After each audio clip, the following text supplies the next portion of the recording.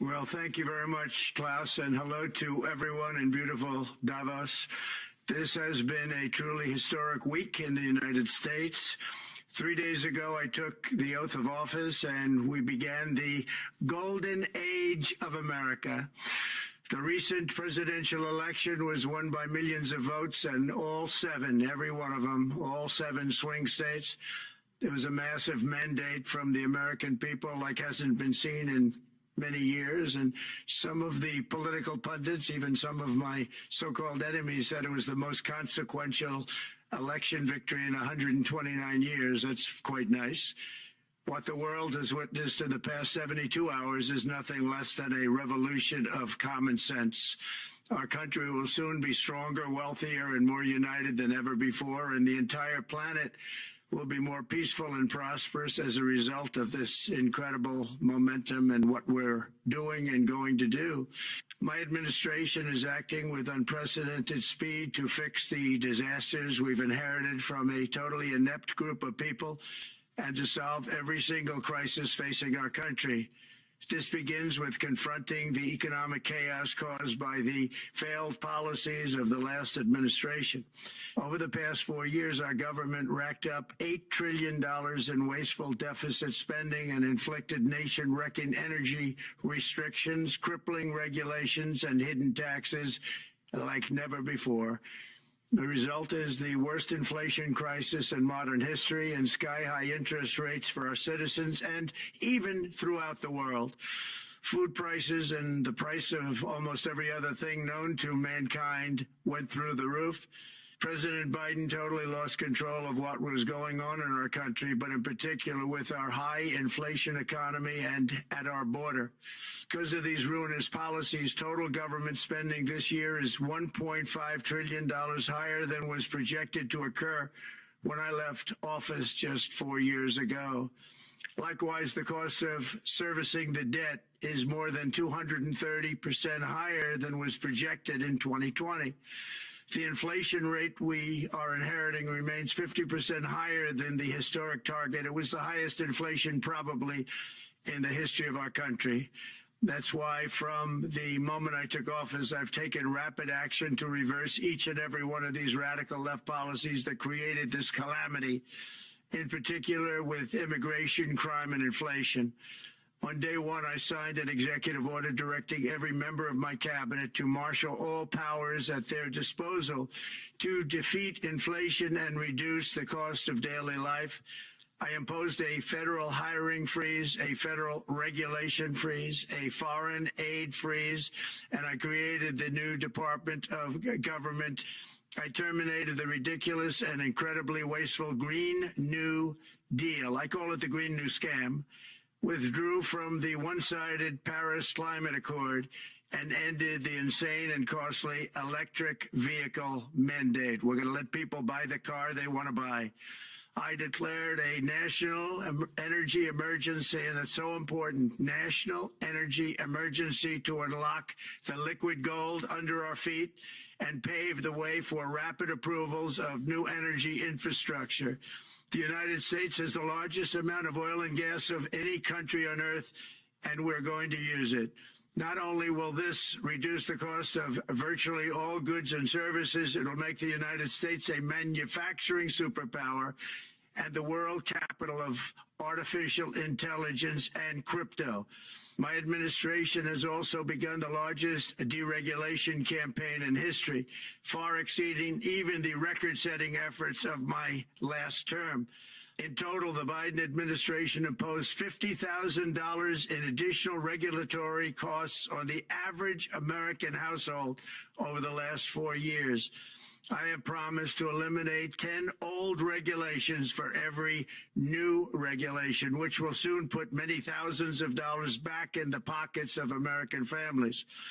To further unleash our economy, our majorities in the House and Senate, which we also took along with the presidency, are going to pass the largest tax cut in American history, including massive tax cuts for workers and family, and big tax cuts for domestic producers and manufacturers. And we're working with the Democrats on getting an extension of the original Trump tax cuts, as you probably know. by just reading any paper. My message to every business in the world is very simple. Come make your product in America, and we will give you among the lowest taxes of any nation on earth. We're bringing them down very substantially, even from the original Trump tax cuts. But if you don't make your product in America, which is your prerogative, then very simply you will have to pay a tariff, differing amounts, but a tariff which will direct hundreds of billions of dollars and even trillions of dollars into our treasury to strengthen our economy and pay down debt. Under the Trump administration, there will be no better place on earth to create jobs, build factories, or grow a company than right here in the good old USA. Already Americans' economic, you can see this, I think, maybe even in your wonderful, wonderful room that you're all gathered together, so many of my friends, but Americans, the economic confidence is soaring like we haven't seen in many, many decades, maybe not at all. Upon my election, it was just announced that small business optimism skyrocketed by 41 points in a single month. That's the highest ever. There's never been anything like that. SoftBank has announced between a $100 and $200 billion investment in the U.S. economy because of the election result. And just 2 days ago, Oracle, SoftBank, and OpenAI announced a $500 billion investment in AI infrastructure. Other companies likewise have announced billions and billions and billions, adding up to trillions of investment in America, in the United States. And it's also reported today in the papers that Saudi Arabia will be investing at least $600 billion in America, but I'll be asking the Crown Prince, who's a fantastic guy, to round it out to around $1 trillion. I think they'll do that because we've been very good to them. And I'm also going to ask Saudi Arabia and OPEC to bring down the cost of oil. You got to bring it down, which, frankly, I'm surprised they didn't do before the election. That didn't show a lot of love by them not doing it. I was a little surprised by that. If the price came down, the Russia-Ukraine war would end immediately. Right now, the price is high enough that that war will continue. You got to bring down the oil price. You got to end that war. They should have done it long ago. They're very responsible, actually, to a certain extent, for what's taking place. Millions of lives are being lost. With oil prices going down, I'll demand that interest rates drop immediately, and likewise, they should be dropping all over the world. Interest rates should follow us. All over, the progress that you're seeing is happening because of our historic victory in a recent presidential election, one that has become quite well known throughout the world. I think a lot of things are happening to a lot of countries. They say that there's light shining all over the world since the election, and even countries that we aren't particularly friendly with are happy because they understand what there is a future and how great the future will be under our leadership. America is back and open for business. And this week, I'm also taking swift action to stop the invasion at our southern border. They allowed people to come in at levels that nobody's ever seen before. It was ridiculous.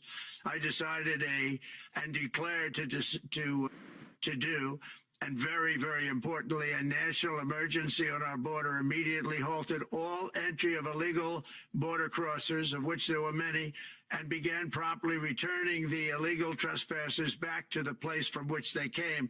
That action, as you've probably seen, has already started very strongly. I've deployed active duty U.S. military and National Guard troops to the border to assist in repelling the invasion. It was really an invasion. We will not allow our territory to be violated. After 4 long years, the United States is strong and sovereign and a beautiful nation once again. It's a strong, sovereign nation. In addition, I'm pleased to report that America is also a free nation once again. On day one, I signed an executive order to stop all government censorship. No longer will our government label the speech of our own citizens as misinformation or disinformation, which are the favorite words of censors and those who wish to stop the free exchange of ideas and, frankly, progress. We have saved free speech in America, and we've saved it strongly. With another historic executive order this week, I also ended the weaponization of law enforcement against the American people and, frankly, against politicians. and restored the fair, equal, and impartial rule of law. My administration has taken action to abolish all discriminatory diversity, equity, and inclusion nonsense, and these are policies that were absolute nonsense throughout the government and the private sector. With the recent yet somewhat unexpected great Supreme Court decision just made, America will once again become a merit-based country. You have to hear that word, merit-based country.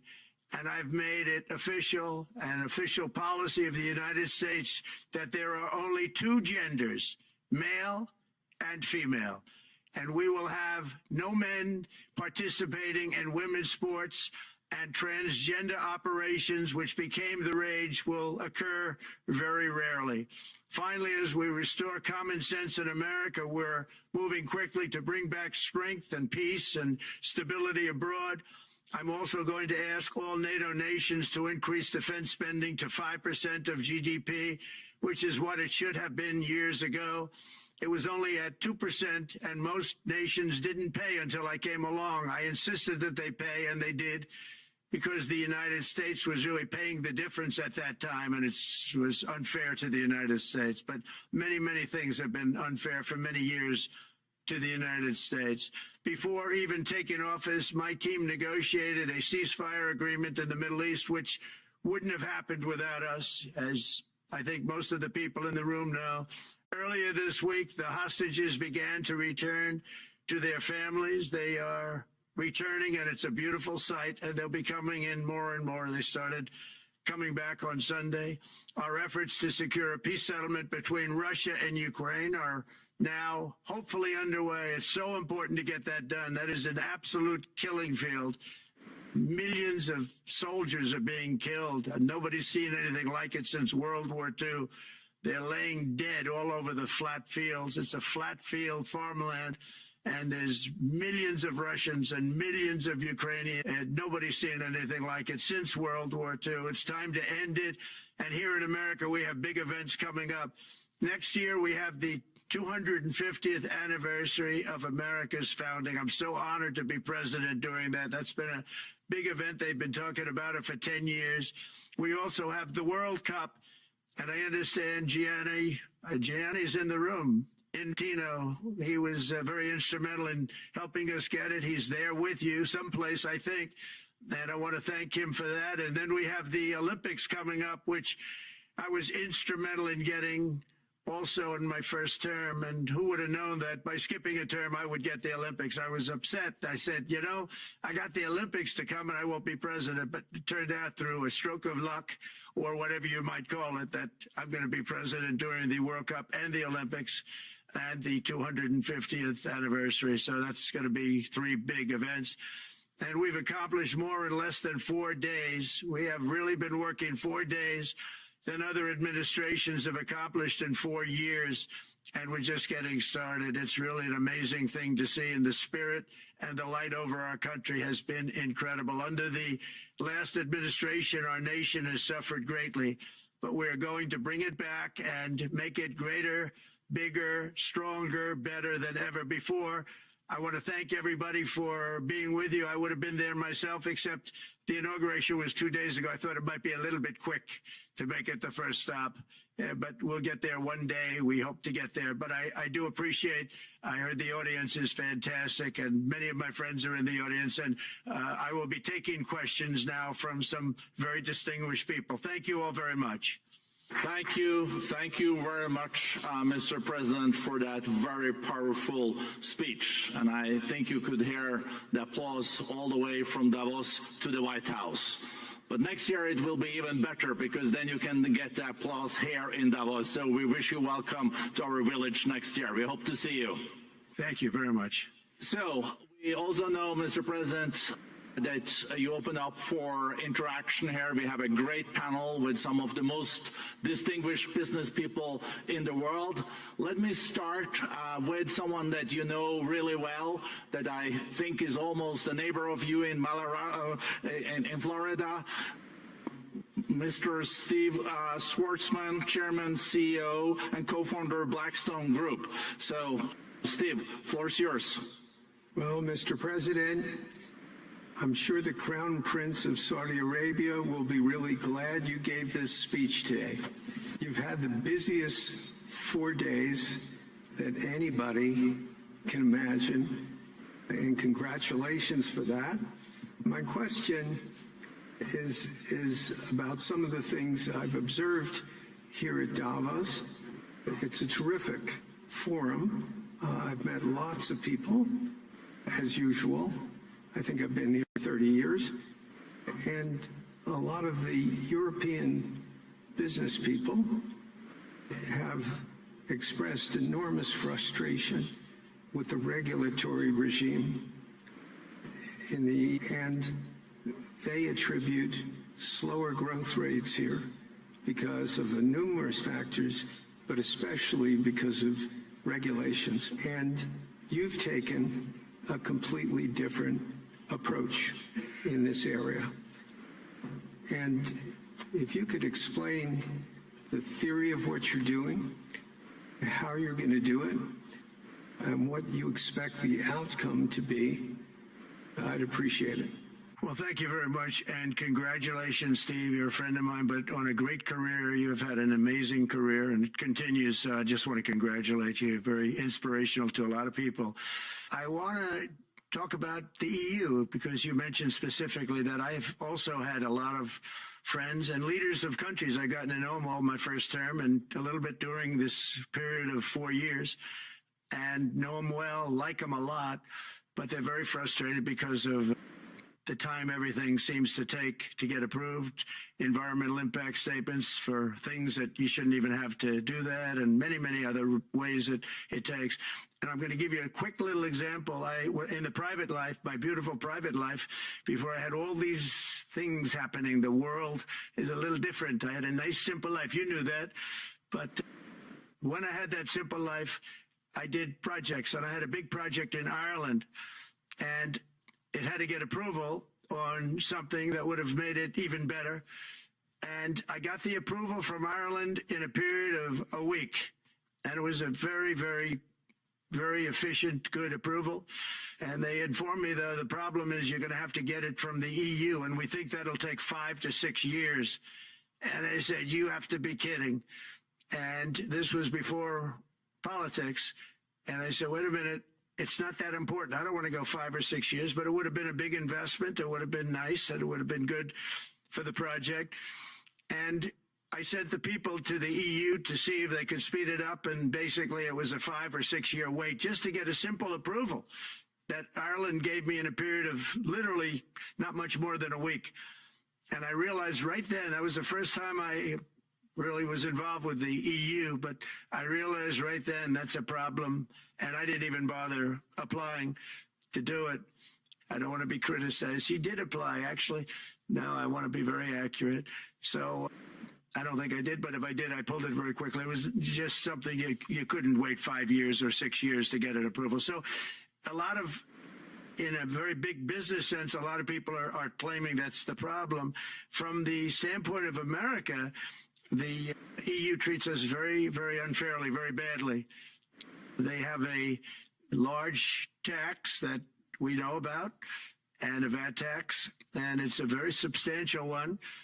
They don't take essentially don't take our farm products, and they don't take our cars, yet they send cars to us by the millions.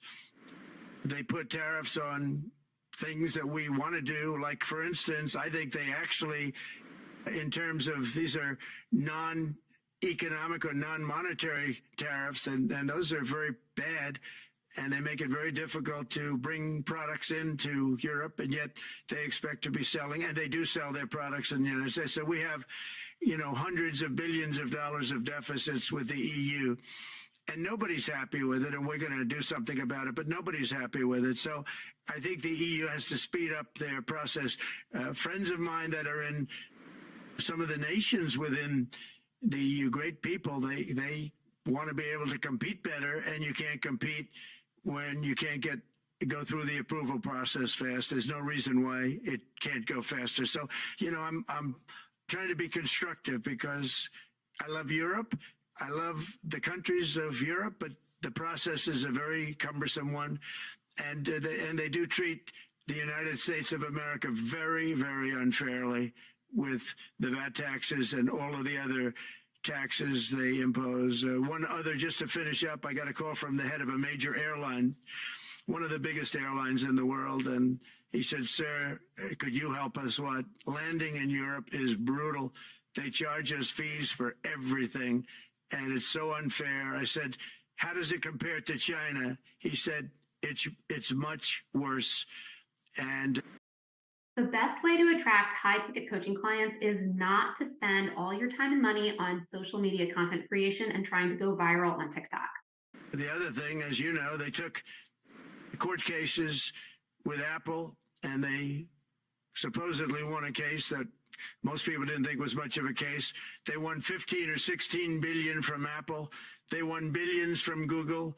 I think they're after Facebook for billions and billions. These are American companies, whether you like them or not. They're American companies, and they shouldn't be doing that. And that's, as far as I'm concerned, it's a form of taxation. So we have some very big complaints with the EU. Very much, Mr. President. We'll now go to one of your friends in the EU, Patrick Pouyanné. He's the chairman and CEO of Total Energies. I guess you have a question ready, Patrick, for the president.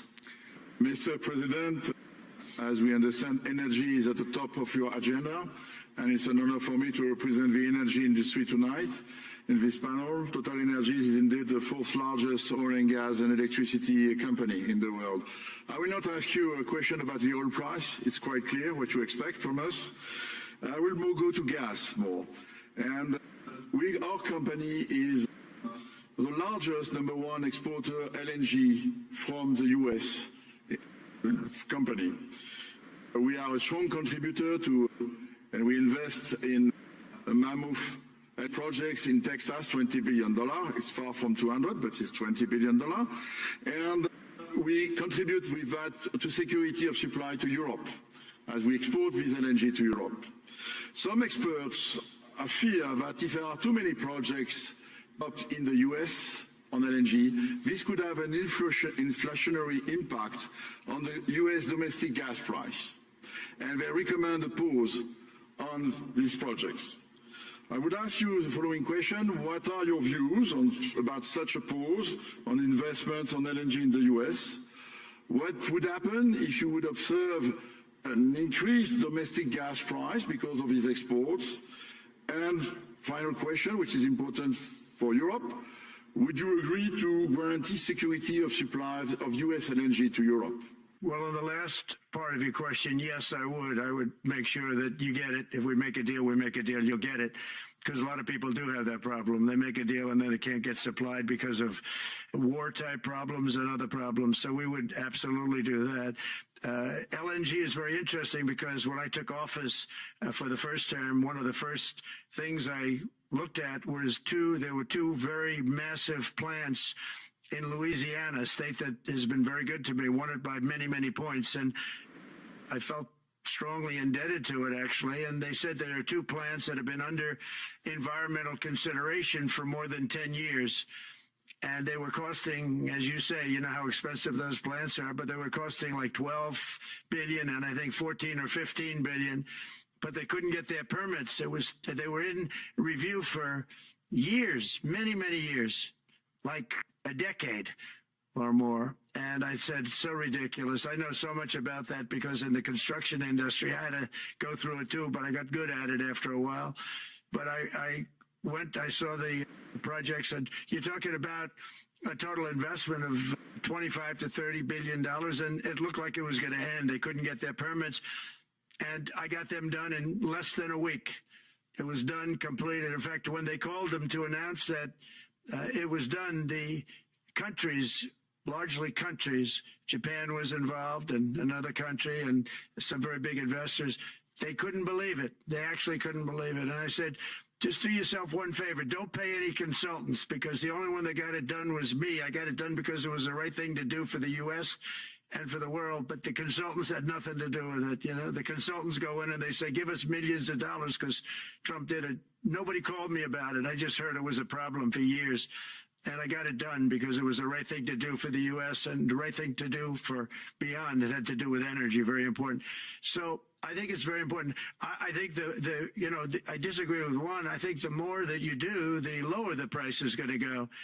And what I'd like to see is rapid approvals. We're going to give very rapid approvals in the United States, like with the AI plants, talking to many people want to build them. And that's going to be a very big thing. We're going to build electric generating facilities. They are going to build. I'm going to get them the approval. Under emergency declaration, I can get the approvals done myself without having to go through years of waiting. And the big problem is we need double the energy we currently have in the United States. Can you imagine? For AI to really be as big as we want to have it, because it's a very competitive, it'll be very competitive with China and others. So I'm going to give emergency declarations so that they can start building them almost immediately. And I think it was largely my idea because nobody thought this was possible. It wasn't that they were not smart, because they're the smartest, but I told them that what I want you to do is build your electric generating plant right next to your plant as a separate building connected. And they said, wow, you're kidding. And I said, no, I'm not kidding. You don't have to hook into the grid, which is old and, could be taken out. If it's taken out, they wouldn't have any way to get any electricity. So we are going to allow them to go on a very rapid basis to build their plant, build the electric generating plant. They can fuel it with anything they want, and they may have coal as a backup, good, clean coal, If there were a problem with a pipe coming in, as an example, you're going with gas, oil or gas, and a pipe gets blown up or for some reason doesn't work, there are some companies in the U.S. that have coal sitting right by the plant so that if there's an emergency, they can go to that short-term basis and use our very clean coal. So that's something else that a lot of people didn't even know about. But nothing can destroy coal, not the weather, not a bomb, nothing. It might make it a little smaller, might make it a little different shape, but coal is very strong as a backup. It's a great backup to have that facility, and it wouldn't cost much more money. And we have more coal than anybody. We also have more oil and gas than anybody. So we're going to make it so that the plants will have their own electric generating facilities attached right to their plant. They don't have to worry about a utility. They don't have to worry about anything. And we're going to get very rapid approvals. Thank you. Thank you so much, Mr. President. We'll now go to another CEO that you know very well, Brian Moynihan, the CEO and Chair of Bank of America. Good afternoon, Mr. President, and congratulations, and obviously a eventful week for you and your family. If you remember 5 years ago, you came here and we walked among 150 CEOs from all over the world, and you engaged with them about your policies and your procedures. This year, you're not here, and yet this week was eventful from the orders that you mentioned earlier, literally a wave of orders coming out on immigration, on trade, and many other matters. And so, as a representative of the United States here, we got a lot of questions about what does all this mean and how would the president square this with his clear focus on growth, prosperity, market growth, stock market growth, a good bond market, and bringing down prices. So how do you think about the impact of all these orders and how fast they come out, and how you're going to balance them with that scorecard of being successful in both continuing GDP growth, bringing down inflation, and also having a good stock price appreciation for the American citizen? Well, I think it's going to actually bring down inflation. It's going to bring up jobs. We're going to have a lot of jobs. We're going to have a lot of companies moving in. Brian, we're at 21%. It was at 40%, and I got it down to 21%, the corporate tax. And it was actually, if you look at state and city, it was in many cases much higher than 40%. I got it down to 21%. And now we're going to bring it down from 21 to 15% if, there's a big if you make your product in the U.S. So we're going to have the lowest, just about the lowest rate. It'll be, the 21 is on the low side worldwide. The 15 is about as low as it gets. And by far the lowest of a large country, a large rich, powerful country by far, not even a contest. So we're going to bring it down to 15% if you make your product in the USA. So that's going to create a tremendous buzz. We're also probably going back to the 1-year deduction. We're going to go back to that when we do the renewal of the Trump tax plan. We have to get Democrats to approve it. But, if the Democrats didn't approve it, I don't know how they can survive with about a 45% tax increase, because that's what it would be. And so I think they're going to do. We've been working along with them pretty well. I think it's very hard for a political group to say, let's charge people 45% more. So I think we're in good shape. But we're actually doing a reduction for business and small businesses where you're going to bring it down to 15%, which is really something. And by the way, speaking of you, and you've done a fantastic job, but I hope you start opening your bank to conservatives, because many conservatives complain that the banks are not allowing them to do business within the bank, and that included a place called Bank of America. They don't take conservative business. Data brokers are selling your private information, and in the wrong hands, that information can lead to identity theft, and I don't know if the regulators mandated that because of Biden or what, but you and Jamie and everybody, I hope you're going to open your banks to conservatives, because what you're doing is wrong. Mr. President, I'll say that your friend Gianni said hello, told me to tell you hello, and we look forward to sponsoring the World Cup when it comes, both this summer for the club and next year. So thank you for getting that for the United States. Thank you very much, Brian. Thank you, Mr. President. We'll now go to Anna Butin. She's the executive chairman of Banco Santander, one of the big European banks, and also in the U.S. So, Anna. Mr. President, congratulations on a historic victory. I believe you don't know me as well as my fellow panelists, so a few words. Santander is one of the largest banks in the world by number of customers, 170 million. That's more than my friend Brian or my friend Jamie have. And those... They fixed the regulation. That's coming, that's coming. That was cheeky. We're a big investor in the United States. We have many million customers, 12,000 employees. We're one of the largest auto lenders. And we recently launched a fully digital bank called Open Bank. We strongly believe banks have a pivotal role in the economy, and we can accelerate growth and help many more customers. That's what we're doing in the United States. So, as Brian pointed out, we very much welcome your focus on deregulation and reducing bureaucracy.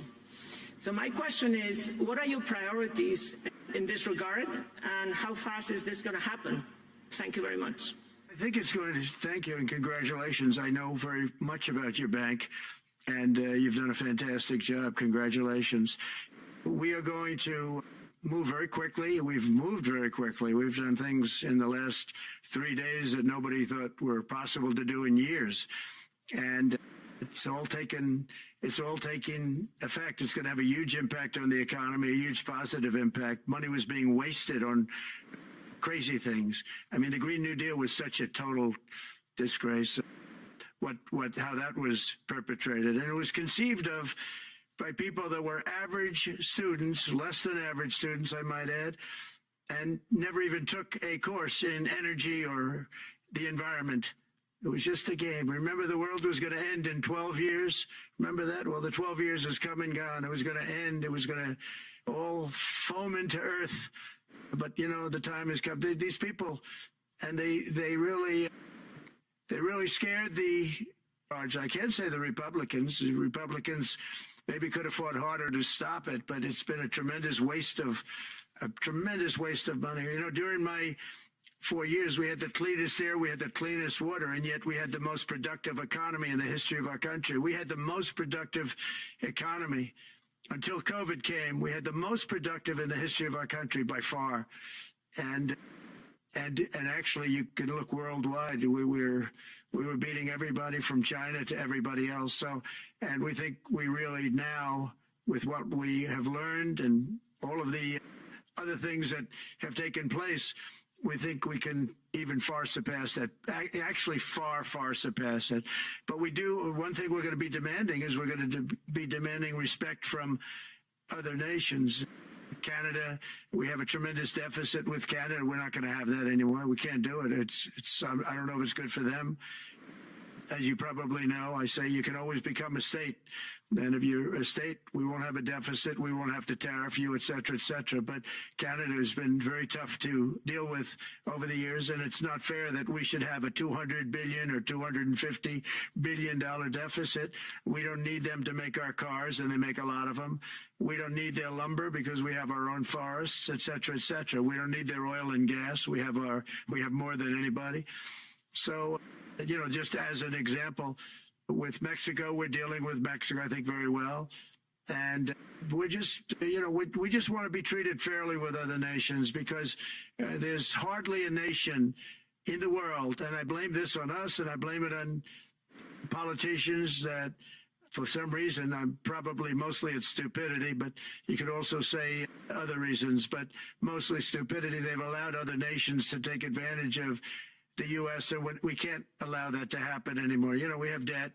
It's a very small debt when you compare it to the value of the assets that we have, but we don't want to do that. We want to just have debt be obliterated, and we'll be able to do that fairly rapidly.